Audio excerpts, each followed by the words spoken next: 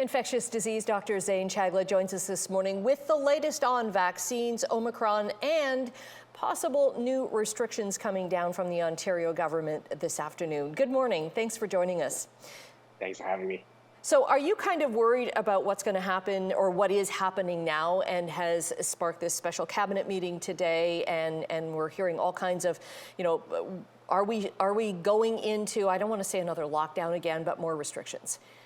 Yeah, I mean, I think there's reasonable need to kind of put out a roadmap, right? To say, what if hospital capacities go up? What if, especially when healthcare resources are so strained, things do go the opposite direction? I don't think we're necessarily talking about lockdown, but things like capacity limits, like more work from home policies, like enhanced testing, really just putting out the roadmap of what the possibilities are. And I think, again, it helps with that transparency of, where we go. And if we get to a certain point, it's not a surprise that we start talking about, scaling back capacity in certain establishments or that type of thing. How do you feel that rapid testing, increased access to rapid testing would help out with kind of suppression of the virus? Because I understand that with the Delta variant especially, it can be in your body for several days before you know it.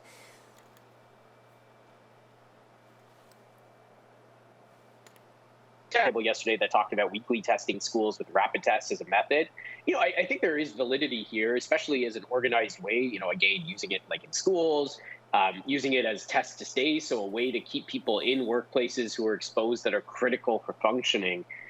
But at the same time, I think that the discussion around rapid tests also has to circle around, especially in asymptomatic people, about supporting people if they test positive. And, we can't be ignorant of the fact that there are people that don't want to test because the implications of a positive test mean, an income hit. It means poverty. It means isolation. And so, again, you can't stigmatize the result.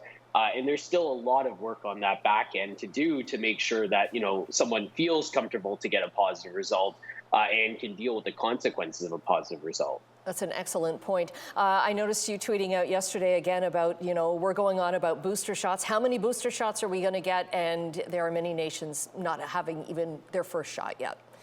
Yeah, absolutely. And we're hearing, there's Nigeria put out a report that they've had to waste a lot of doses, but it's not for the sake that, they're being turned down. It's the sake that they're showing up with 6, 8, 10 weeks to deliver them.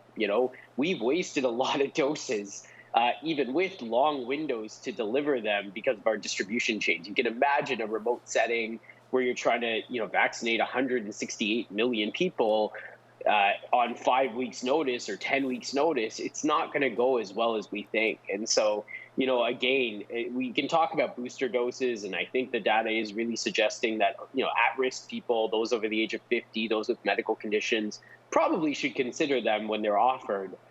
But at the same time, we're not getting out of this pandemic by boostering our Western populations and leaving those at risk still at risk. And there is going to be a need to give more doses out there, and more doses with the ability to actually deliver them with success. Yes, because we've said many times, this isn't going to be over until the whole world is protected. So on that note, Dr. Zain Chagla, thank you for joining us. Thank you for your advice and wisdom. All the best.